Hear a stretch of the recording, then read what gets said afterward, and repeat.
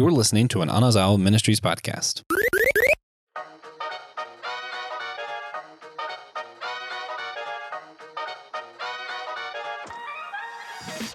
Who watches The Watchmen? Today, we're talking about the game changer that is The Watchmen. No, not the 1986 graphic novel by Alan Moore and Dave Gibbons.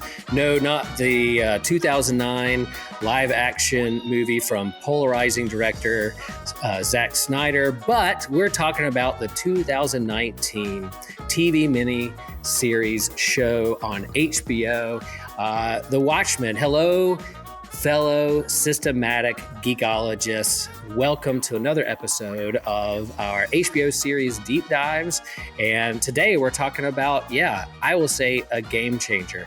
The graphic novel Watchmen from the 1980s was a game changer in how people told stories in comics.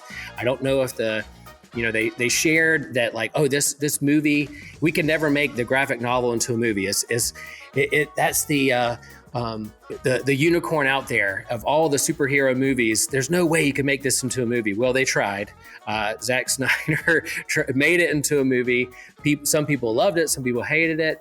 Some people thought it didn't match up to the legendary status of the graphic novel. But then HBO said, what if we did a series about this? And there were skeptics out there, but I won't bury the lead. I absolutely adored this TV show. And the story that it told, I'll confess, guys, I'll confess, I am a story junkie. So I just take it all in. I love any kinds of stories. And this one really had an impact on me and how it shared, like the 1980s graphic novel, how this TV show has kind of changed how we tell superhero stories. So I'm really excited to talk about this today. I'm with today some of my favorite human beings. I'll have them introduce themselves. Hey, I'm Will Rose. I'm one of the co-hosts here on Systematic Geekology. I'm from Chapel Hill, North Carolina. And I'm excited to be here with some co-hosts today. So Kino, introduce yourself. In case this is somebody's first episode, who are you? What do you do? Where are you from? So let me say this. If this is your first episode, shame on you, because you should be following the show. You should be already participating in the group chat and Discord and all that other stuff. So shame on you. But if it is, my name is Keno Kennedy. I'm a pastor of a small rural church, Mount Olin Name Design Church in Newton, North Carolina. And I love any and all things anime to a certain degree. But we're here to talk about Watchmen, which is one of my favorite shows that I've seen in a long, long time. I'm not going to say anything else because we're just getting into introductions, because let's do the preliminary and all the right stuff done before we get into it. So that's it for right now. Yeah, that's why I like doing episodes with Kino, because we tend to just go right into it. And then we're like, oh, we're going to keep this 30 minutes. And then 2 hours later, we're like, oh man, we should probably do this. So Kino is easy to talk to when it comes to these geeky things. So yeah, I'm very excited to hear what Kino has to say about the show. James, who are you? Where are you from? What do you do? I'm just geeked for this conversation. Unintended. Hey everyone, my name is James Demmel. I'm also a pastor. I'm in Salisbury, North Carolina, home of Cheerwine and Food Lion and other fun regional things. I have had no interaction with Watchmen before absolutely binging the show over the past week or so, and absolutely loved it. So I'm pumped. I'm into all things anime as well. I'll fight you if you disagree that One Piece is not the best manga of all time. Definitively claiming that, putting that out there. It's gospel. Happy to be here. Happy to have this combo. Let's do it. James and I go way back. He was a student at Duke Divinity School and darkened the doors of Holy Trinity here in Chapel Hill. Actually, his first worship, I'll share this quick story. First worship service with us, he came full suit, tie, ready to go. And it happened to be the day we had our bow tie outdoor worship service. So someone scooped him up and took him out to a farm, and he's sitting there baking in the sun in a full suit, bow tie, while everyone else is like casual and in shorts and flip flops. But we immediately bonded because not only our love for like theology and Lutheran theology and liturgics, but also like bonded over like geek stuff, sci-fi, Star Wars. I knew he's a big anime and manga fan, and so as we're curating these conversations at Systematic Geekology, I said, James, you should probably get in on some of these. And so I actually had a hunch that James was not familiar with the graphic novel or the movie, The Watchmen. And so giving him this assignment to watch this show was really part of me going, I know all the Easter eggs. I know the lore. I know the baggage that comes with this age-old legendary graphic novel. And if this show actually, I was curious whether this show would hold up to a brand new set of eyes that knew nothing much about kind of the history and lore of the Watchmen themselves. So that was really my intention. And I'm really excited to hear James' take when it comes to this show. So yeah, let's hop into it. I feel like I need to share just a little bit of the history. That 1980s, in the thick of the Cold War, geopolitics, Ronald Reagan, DC did something crazy where they hired Alan Moore and David Gibbons to do this kind of deconstruction of superheroes, and they wanted to use the Justice League for this particular show. For this particular like graphic novel comic book series, 12-issue series. But DC was like, no, with what you have planned, I don't think it'd be good if you allow Superman or Batman or Wonder Woman and Aquaman to do the things you're going to put, the situations you're going to put them in and do things. So they create these kind of prototypes or kind of similar characters with different names that nobody has really that much attachment to create this story where they deconstruct kind of what it means to be a hero in the midst of conspiracy and violence and sex and all those things. And so there's that, and it really was that graphic novel, that comic book series really changed how people started writing and thinking through the superhero genre for the late 80s into the 90s, and really how we see superheroes today. And as I said, as they started making these comic book movies, could they ever make The Watchmen into a movie? Alan Moore said, nope. There's a long history. We could probably do a whole episode on Alan Moore and that wizard. And he claims to be, he identifies as a wizard and like what he's doing with comics and his hot takes on this medium of storytelling. But he kind of detached his name completely from any of this property. He doesn't want his name attached to it at all. And said, nope, I don't think you should or could. But they did. So they did this movie and they changed some things up for the big screen, for the graphic novel, which we thought that's what they would do.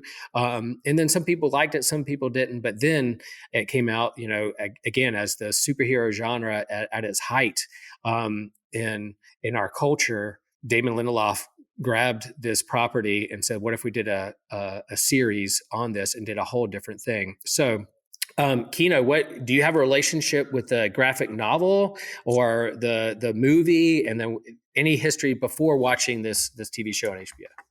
So I have to confess that my childhood was horrible because I didn't read any comics except for I take it back. I did have Spider-Man 2099 at the first edition of those, and Warlord, but I did not know anything about this prior to the series. Okay. And so I was like, wait. So I have a best friend. He's huge in DC world. I was like, hey, you never told me about this. He said, you never asked. So you know what? You're right. I never did ask. I didn't know to ask.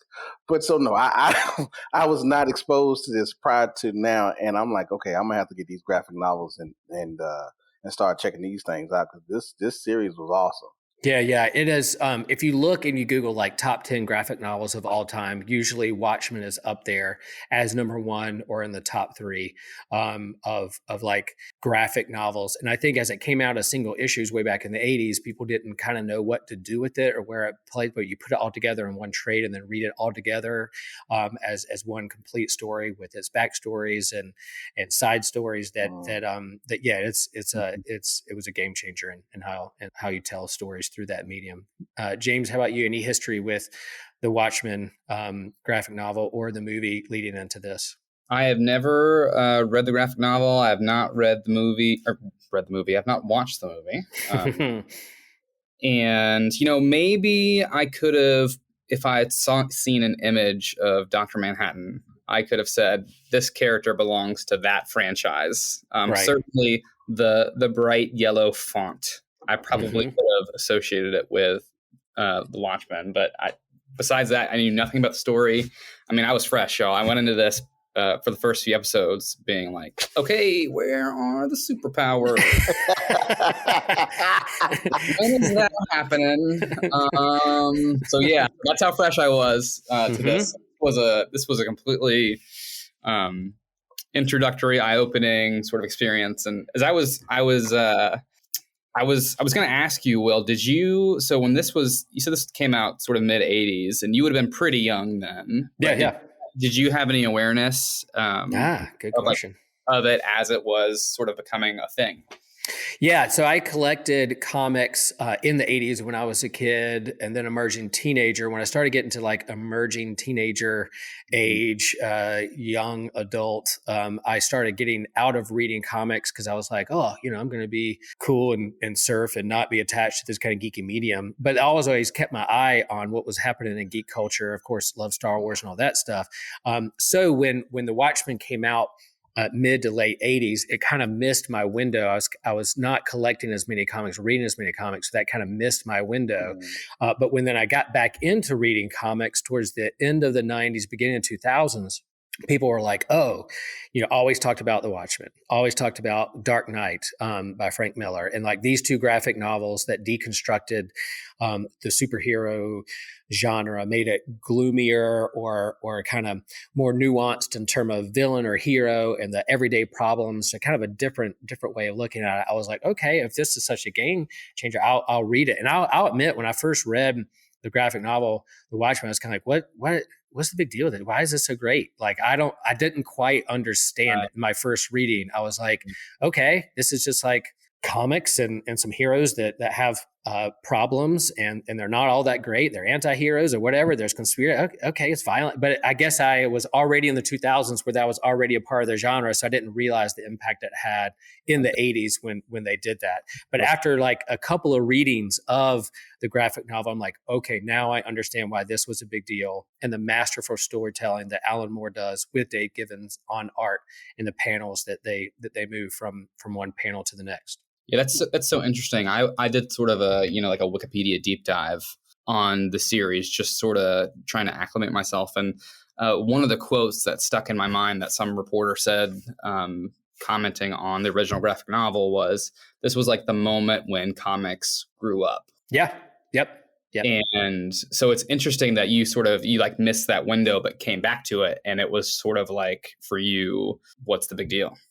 Yeah, we probably should do a kind of a history of comics. There's some great books out there to talk about the different ages from the 20s to the 40s to then the emergence of the DC Justice League, and then Marvel when it gets on the scene, and they kind of steal some of the thunder of the DC heroes because they're like, Peter Parker's like an everyday person, and then you have like the problems of the X-Men, and Marvel took that like, the common everyday person and their daily problems lean into the people resonated with, and then you get into the 80s, you really get into this kind of the geopolitics of it all, the Cold War, the conspiracy theories, and then you grow up and then you start to be like, okay, what does this mean, and how do our heroes and the stories that we're telling about these heroes reflect everyday life in itself? So it was a game changer with that, and again, it'll lead into why I think this HBO series was a game changer as well until it had stories. So, Kino, have you read the graphic novel, Watchmen? You have not yet? No, not yet. But it is on my list. Trust me, it is on my list. Yeah, with these HBO series, we don't do as many recommendations. But if you like this series and you haven't read that, I would spend some time and read it. It is one of the is up there, as one of the best of all time. And it took me a little while to understand what that meant because it's so dense and it's so layered and so nuanced. But yeah, in terms of its lure and legendary status, it's up there. I'll recommend that. All right, so let us get into this show. I will say, all right, I was trying to explain to my wife why Watchmen was important, and why this HBO series, what was happening. I was like, oh, here's the history, kind of what we've been talking about, the comic book and all that stuff. And then the opening scene in episode 1, which I was like, okay, is this an alternate history that didn't happen in real life, but we're really showing what's going on? It says Tulsa 1921 and this race massacre. And then Cindy's like, no, Will, this actually happened. And I was like, holy crap. And so then, surprise, surprise, a white guy from Wilmington, North Carolina, middle class, was never taught in school about what happened in Tulsa in 1921. Had to go deep dive into some of that. So that was very apocalyptic in terms of revealing to me something that happened in American history, but then also the show using it as a tool to dive into now what the major theme is of this particular TV show, what they're trying to do and deconstruct with this. If the graphic novel is about the 1980s and the Cold War and geopolitics, well, this is about systemic racism and the systems there and the conspiracy behind that. So, wow, they use that as a means to go into that. Kino, what was your reaction? What, as an African-American, a person of color, seeing this on the TV, have you been taught about Tulsa? And where was your experience coming into this? And how did you see it through the eyes and lens of your experience? So just like you, I was never taught about the Tulsa massacre in school. I learned about it after I graduated high school. While I was in college, I learned most of these by attending the HBCU in New Orleans, Dillard University in New Orleans, Louisiana. But this show, by the first scene in the first episode, setting the tone like this, it really makes a lot of folks, one, uncomfortable, but it has us to then have a conversation that needs to happen anyway, because and I'm not trying to be funny, but there are two Americas. There's a white America, there's a black America, and the truth is for a lot of black folks, we know about these things. That the Tulsa is not the only place. It was a coup in Wilmington in 1890. There was a race riot in New Orleans, Louisiana. There was race riots in Cincinnati, Ohio. It's been happening for some time for us, but the fact is that this exposes the other side of American society and American psyche that we don't talk about a lot. So I don't get me started. I can go all day. I don't want that. No, this is true. But we can't not talk about that with this show, and then kind of our current context in terms of American history as well. So that's we have to talk about it. And you mentioned Wilmington, I grew up in Wilmington, and I didn't even know about the history of that until later in life too, post-college, post-seminary. Right. And the same thing here is like growing up in Durham. I didn't know that there was a Black Wall Street in Durham, that was the second biggest resources and wealth in the whole country during the time. And I know people. So that type of impact, it makes you, one, sad, but also prideful that this is something that was able to accomplish in a time where a lot was not given to African Americans, but yet and still we was able to overcome and prevail through. That's the other thing I love about this show. It's a whole bunch. And it is an alternate America. It's an alternate universe, and it's a story. It's set in the Watchmen universe. So if this is a show that happens years after, 30 some years after what had happened in the graphic novel. So of the 1980s of what happened with the Watchmen. So there's allusions to the Minutemen going way back, the original kind of superheroes in the Watchmen universe. Then you have the actual Watchmen itself, and then you have a new generation after that that are dealing with the world and the fallout of what happened in that graphic novel. And some of these old heroes are still hanging around from the Watchmen. So it is set in this kind of dystopia, sci-fi, comic book universe. But after that first episode, and then the next day, people talking about, oh yeah, this alternate reality. And the people are like, excuse me, yes, an alternate reality, but please Google Tulsa 1921, and then that comes up of what really happened. It brings that thing to light. Then again, allow these superhero movies, these sci-fi movies, are tools and means and mirrors by which to help us ask the bigger questions, what's going on in our lives. And this show absolutely does that. James, what was your reaction? The first opening scene, what was happening? You're like, what has Will gotten me into? Whoa, wait a minute. Wow. The brutality and the violence that the show captured just in that first episode and the opening scenes was just, I don't know, heartbreaking, gut-wrenching.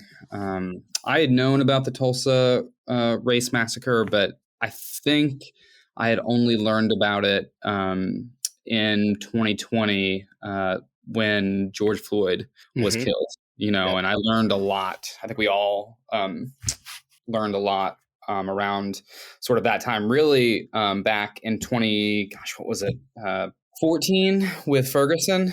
Really, that was sort of a seminal moment.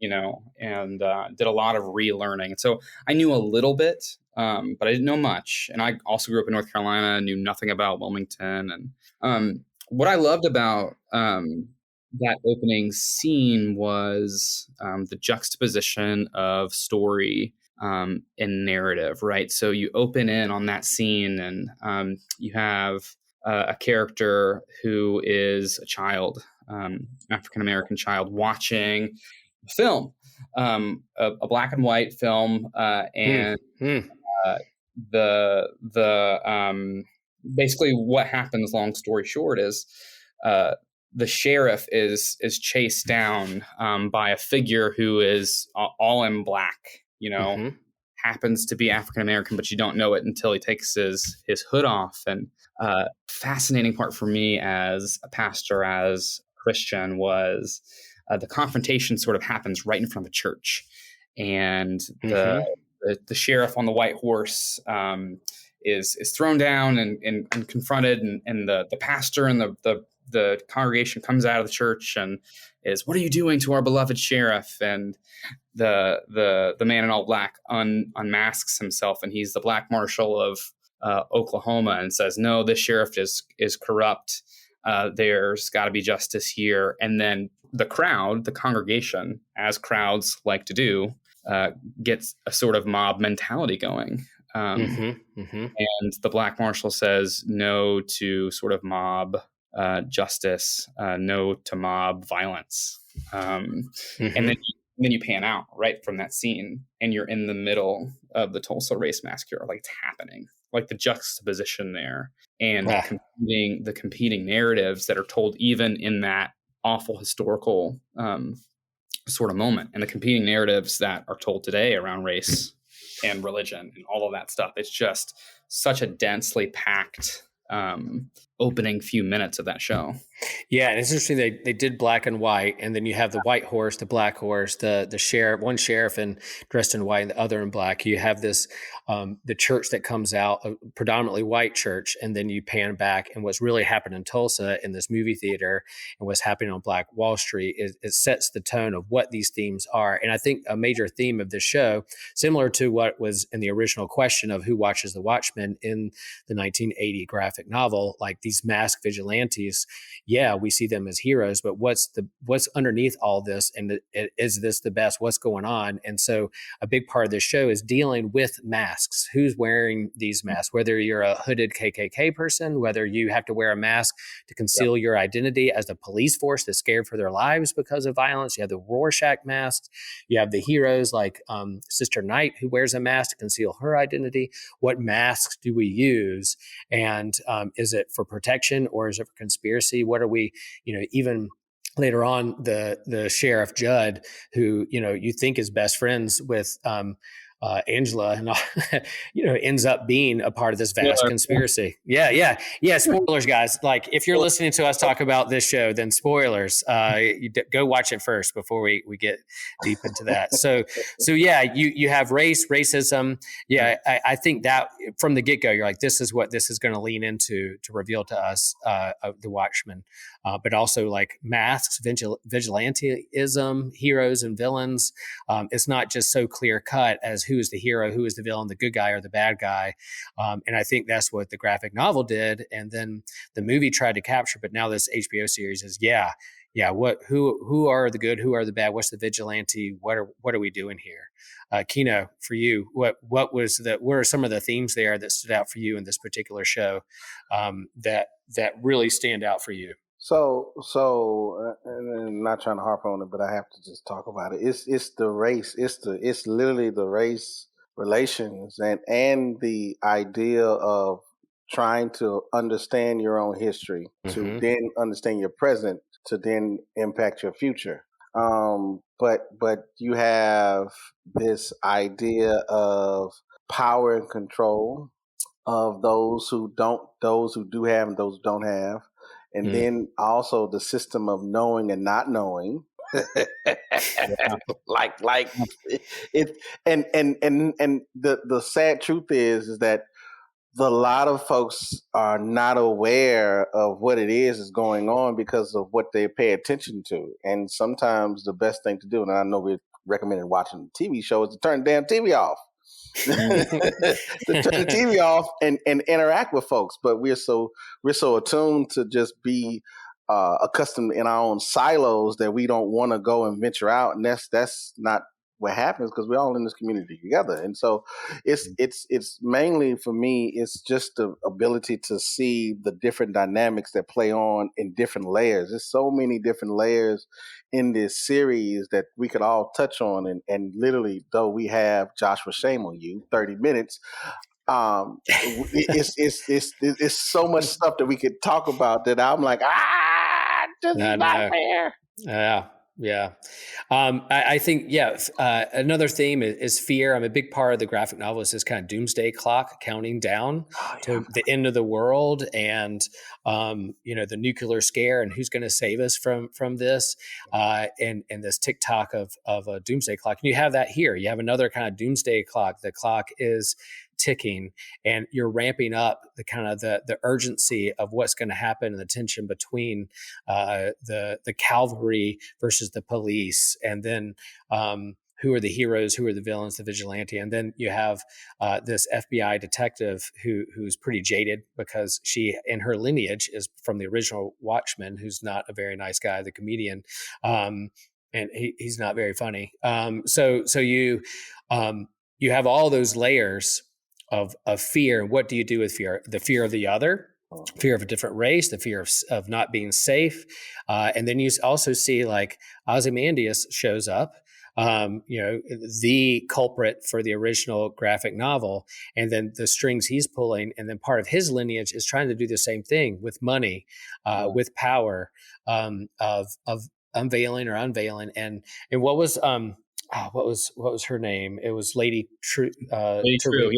Lady True, who's manipulating others. The scene of her with that couple that can't get pregnant and taking and creating a baby from them and saying, I want this land for my purposes. I'm going to buy it from you. And here's the choices you have to make. But are they really their choices or not? The way she manipulates and does in the line of her own family line of Ozymandias and others is like, oh my gosh, that whole scene was so intense. Of how we manipulate and what we want and what we can get. Yeah. Other aspects of the show that stand out. For me, I'll jump in. As a pastor, I thought a lot about God with the show. Okay. Especially with the character Dr. Manhattan, who does appear in the latter episodes of this show, at least explicitly in the latter episodes. And going back to that theme of masking, which is so huge in this show, Dr. Manhattan, most of the time, is completely naked. Yep. Completely unmasked. That's his sort of base Mm. form. Mm. He Yeah. has this scene where he meets he goes to meet and have a discussion with Adrian Veidt, who has tried to kill him 30 years ago. And he walks into Ozymandias' facility and approaches him, and Adrian Veidt turns around, Ozymandias turns around, and starts talking to him. And you're the only person I would know, he says, who would walk in here completely unclothed. Yeah. And so the parallels there with who's wearing the mask later in the show. Later, in the first scene where you see not Ozymandias, excuse me, Dr. Manhattan, the first scene, you don't see his face. You see him pick up a Dr. Manhattan mask and put it on over his face so he can have a normal conversation with someone. Mm. He couldn't go out in public without being, just swarmed. So just a lot there. I thought about theological theory of open theism, which is this idea that God chose to limit God's self in order to allow human freedom. So the idea is God limits God's knowledge of the future to allow human choice, and God responds to our actions rather than sort of puppeteering everything out. And so that ends up happening in the show with Dr. Manhattan, who has this, infinite knowledge of the future, and he limits himself in a pretty interesting way. Yeah, he's kind of powerful, omnipresent. Like, you talked about like the beginning, where's the superpowers? And most of it at the beginning is his kind of vigilantism. Anybody can put on a mask and grab a gun or a couple tools and try to go out there and stop crime.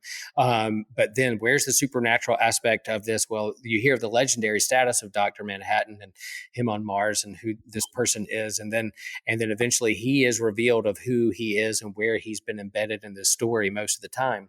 And so there you see this kind of supernatural, omnipresent, omnipowerful kind of being who plays around with the past, who plays around with the present and the future. And that happens in graphic novel too. Like they start naming out dates and choices. Are they making the choices because they've already happened, or they know they're going to happen, they're destined to, or something different? Are they even free to do that at all? It plays with people's minds about whether, destiny or free will, or what's going to happen in the future or not, whether I can control that or not.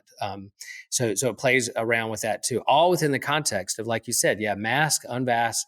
I didn't even think about like the only person that's not masked or fully exposed. And what are we exposing? Like in terms of, in the 80s, Alan Moore is playing around with like the nuclear scare and communism in the West and the East and the Cold War. And well, what's our present day situation? Let's unmask systemic racism and what that does to our society.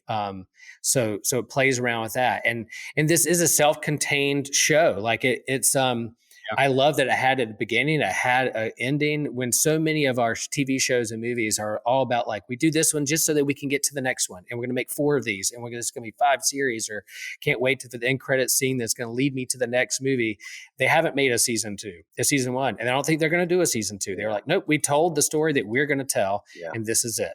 And as amazing as that was, people were like, I want more Sister Night.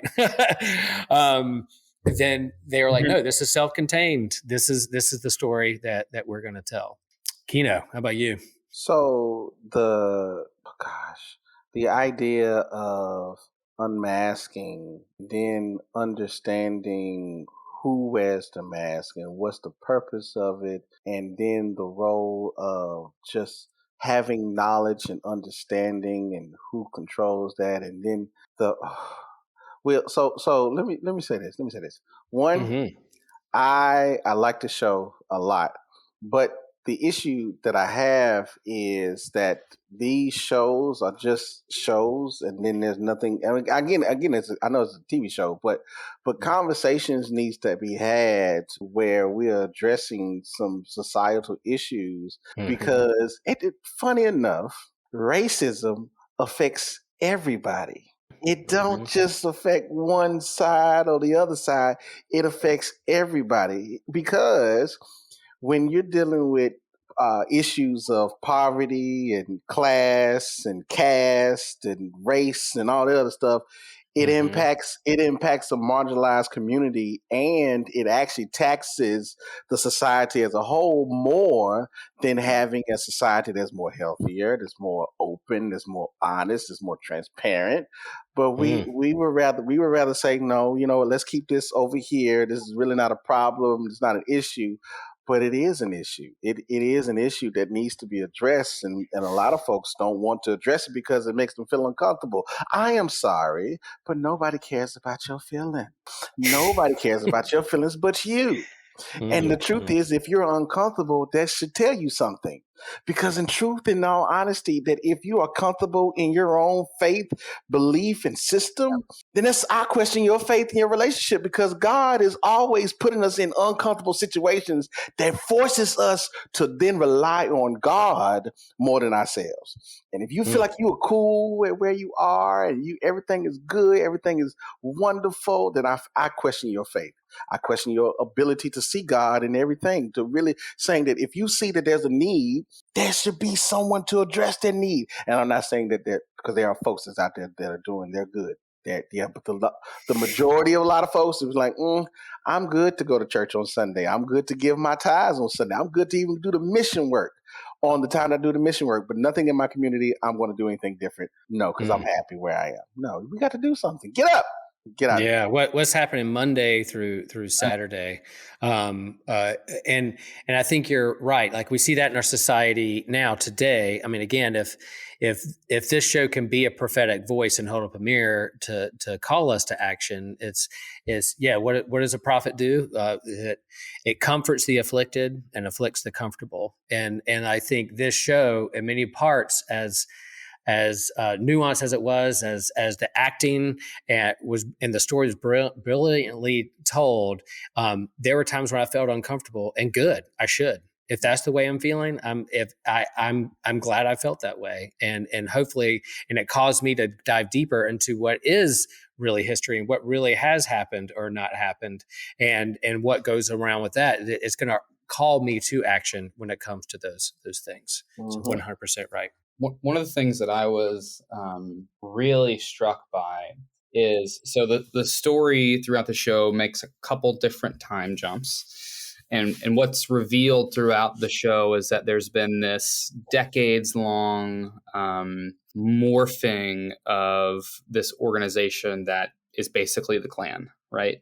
They're known in the 40s as Cyclops. They resurge as the 7th Cavalry in the current timeline. And one of the characters who's a part-time character gets revealed to be the secret leader of this cult towards the end. And this person's a politician. They're young, white man, looks like he should be the most, the base form of what success has looked like, and he reveals himself, and then he says this line: "It's gone too far because it's real uncomfortable right now to be a white man." Oh, wow. And that was his line, right? And I've heard that line, right? I've heard that line a lot. Not in TV shows, in your life, in your daily life now. Like, what's happening now? You're not in my ministry, I hear that. Yeah. And it just made me think of this is all happening in Tulsa, right? This man has a deep he's the senator for Oklahoma. He has this deep connection to Tulsa, and we start the show, right, with the racism being very sort of explicit and violent, and then we watch as the rhetoric sort of shifts and morphs over time into this language that's still equally racist, but framed in a different way. So people don't think there's anything wrong with saying, "Oh, I'm just really uncomfortable as a white man right now. It's really hard for me." Yeah. Tough, suck it up. Like, one other thing I want to lift up is just thinking about the nature. I think about this a lot in my preaching, the nature of the stories we tell, right? Are the stories that we tell, are the stories that we consume, right? Are they drawing us closer to God, to one another? Or are they building gaps? Are they driving us apart? You know what I mean? Are they growing our hearts larger? are they shrinking our hearts Hmm. and making us cold and bitter and whatever? And so, what are the narratives that we're consuming, and how are they functioning and operating? I think that's a huge theme in this show. Yeah, that's fantastic. And it is weird. Like, yeah, like we do this show to talk about things we geek out on. Then you have these shows that's why I call this show a game changer, because I do think other shows, um, Lovecraft Country, another show that they did, kind of leaned into this as well. And I think this show gave that show some permission to go and lean harder into some of those themes, and then open up this conversation. Again, this happened in 2019. This is before the pandemic. This is before George Floyd. But as you mentioned earlier, there are other things in the 2000s that have happened that has been exposed. But, were we ready for this conversation in 2019? Yeah. I mean, again, this is in the the Trump administration and other things that kind of these kind of dog whistles that signify some language there. They were like, oh, how are we dealing with this? I think it's important. And here is this like comic book hero, the comic book genre that is exposing and helping us stare in the mirror and ask some questions that are important questions to ask. In the same vein of, if I don't know if you guys have read any Octavia Butler, she's an African-American sci-fi writer who died a few years back, wrote The Parable of the Sower. I read that over the pandemic and I was like, oh my gosh, this is actually happening. She was a prophet. She said it in the 2020s and it was happening. I was like, oh my gosh, she wrote it way before then, but I couldn't believe what I was reading. But yeah, that's what these shows can do, and this show has done. And man, I love it that they didn't sell out to try to do 3 more seasons, but they told the story that they wanted to tell. Right. Yeah. So again, I recommend this TV show. You watch it, whether you read the graphic novel or not, before or after. The Watchmen universe is dense, is big, is large, is impactful. But wherever you start, man, I hope this show is a part of it. It won 11 Emmys. The Best Actress, Best Writer, Best Director, the music, the tone. It won everything, and it should have, because of how well it's done. But then again, this, if we're going to recommend it for folks, I do recommend it for most people. But again, it's not a kid show. It's not, you're going to roll up with your 10-year-old and do that. It's for a more mature audience because of the violence, the language, all those things. But man, these things are reflected in our society, and I think it should be a part of our conversation. Kino, how would you recommend this show for others? Who would you recommend this show for? Anybody who wants to be uncomfortable to learn to find comfort in God. Because if and the reason I'm saying it is because there's an unction that we have that we don't want to be challenged or pushed or tried. And I know I'm guilty of that. I know I was like, don't make me go over here, or don't make me do this, or don't make me. I don't want to do anything. But I know that when I'm obedient to what God is telling me to do, then like the scripture says, it's better than my sacrifice. It's literally better than my sacrifice, because I'm willing to go where he's saying or do what he's challenging me on, even if it is uncomfortable, because it is in those uncomfortable moments I get to say, Lord, be with me. I'm here because you told me to be here, or I'm doing this because you told me to do it. Help me to find you in this. And then when I see him, I'm like, oh gosh, this is so good. I want to do it again.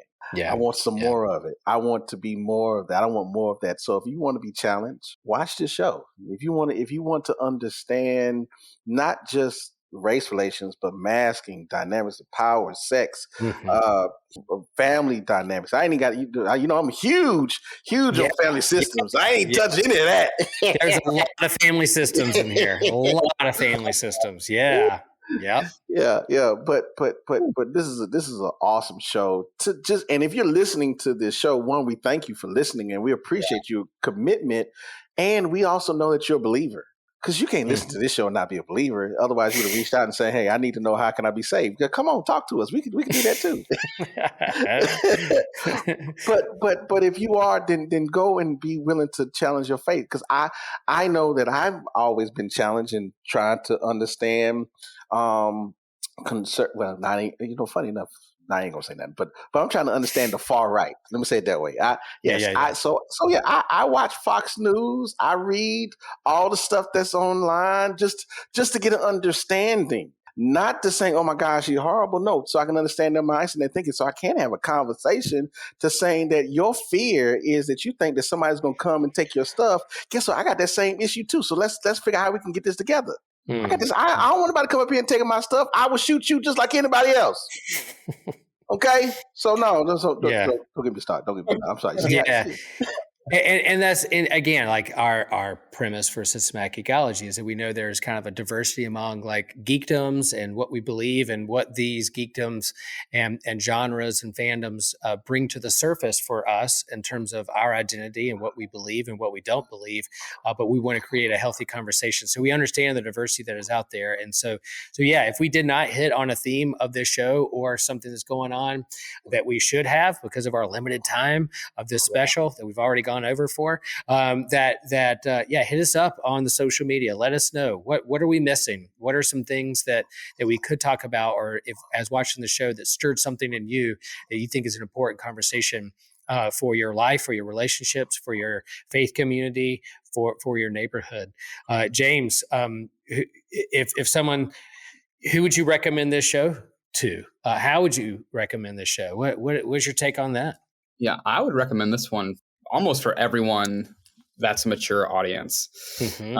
And why I say that is because it's such an easy hook, right? Here is this superhero show, but it baits you in, and all of a sudden you're thinking about these big questions. Mm-hmm. You're thinking about God, and you're thinking about the ways that we mask ourselves. We're thinking about story and narrative and all that stuff. So if you want to think about any of those things, and if you need to think about any of those things, if you have a friend out there who needs to think about these things, maybe say, "Hey, watch this one with me. Come over." And also, this show, it's a bit ironic to say this, but the show is such a delight in terms of lighting and sound and cinematography and special effect. I mean, like it's just a well done. It's so well done piece of art. So if you appreciate any of that stuff, I would even think like a youth leadership team or even like college student ministry or young adult, like at least watch that first episode. And what does it stir up? That opening scene. I mean, you have like almost like a Moses image of this boy being put in a basket and floated down the river to safety and to something else. And then what happens later on when he emerges, this Moses-like figure, hooded justice is a big part. That's one of the characters. Like, what does that mean? So I think under the guise of, we're going to watch a superhero show, y'all, okay, fun. Let's roll up a chair, bring some popcorn. And you're like, all right. Now, sorry to bait and switch you. We try not to do that at Systematic Ecology, not to bait and switch people. But, if we're going to have these deeper conversations for our lives, man, this is a show that's able. Great. Yeah, we could talk forever. Yeah. Thank you all for listening. Like we like to do this as we wrap up with our HBO series and some of our other series. We like to talk about how we binge shows and stuff. Like James, like what is like your TV habits or binging habits? I know I gave you this assignment and you fulfilled it with an A+. But like your daily life, I know you watch a lot of anime, you read some manga, but how you watch TV show or binges, what's some of your habits? How do you do this thing of TV watching? In our age of so much content, I can't do it all. What do you do? Usually my stuff is scheduled, right? So like Mandalorian comes out on Wednesday. I know what I'm doing Wednesday morning or Wednesday night. So most of it is like I have a regular rhythm with it until you stumble upon something like this show, and then everything in my life went out the window, and I was like, watch 3 episodes of this starting at like 9 p.m. It's super late, and like just get super hooked into it. So I'm both, but yeah, I definitely binge this one. Yeah. Kino, how about you? So there's too much TV to watch. There is too much TV to watch, and there are too many streaming services to pay for. Even the free ones have a cost to them. I like to. I'm with James on Wednesdays, Mandalorian and Ted Lasso. And right now, what I'm currently working out to, so when I go to the gym, this is what I watch, is Vanland Saga 2, Season 2 on Netflix. All right. Is it anime? I'm hearing this. Yes, okay. It's anime. And okay. I finally got James. I finally got through the first part of the second season, where it's just the back story. I'm like, I wanted to see some killing and heads being smashed and all this. I ain't come for all this foo-foo stuff. I don't care about your feelings. I told you I don't care about your feelings. When something happens, it will be so much more meaningful now. It does, though. It is. It's all making sense. I went through it. I was like, while I was on the treadmill, I was like, you know what? This is 30 minutes. I'm gonna watch this 30 minutes, and then boom, it made it easier. Manga anime loves some flashbacks, man. I'm telling you. Yes, they do. I love it. Yeah, and Watchmen loves their flashbacks as well. Like, yeah, it works. I was a big fan of the TV show Lost, and Damon Lindelof was attached to that as well. And so they did flashbacks. I mean, some of the same style of flashbacks, flash forwards, present. They play around with that. That was good. Yeah, that's good. There is too much. There's so much content. That's why Systematic Geekology puts out as many episodes as we do, and we'll be here forever because it's nonstop. So we're with you through it all. Thank you, listeners, for listening and taking time, because we know there's a lot of content. There's a lot of podcasts out there, a lot of stuff, but you're spending time to listen to us talk about it. And again, it's a community that we're trying to curate. And so let us know what you're listening to, what you're binging, what questions that you wrestle with. And then remember that you're not alone in all this. We're here with you. God loves you. We love you. And as we wrap this up, I like to have this sound off. The geek in me honors the geek in. This was an Anazao Ministries podcast. If you enjoyed this show and would like to learn more about our network, be sure to check out the Anazao Ministries Podcast Network.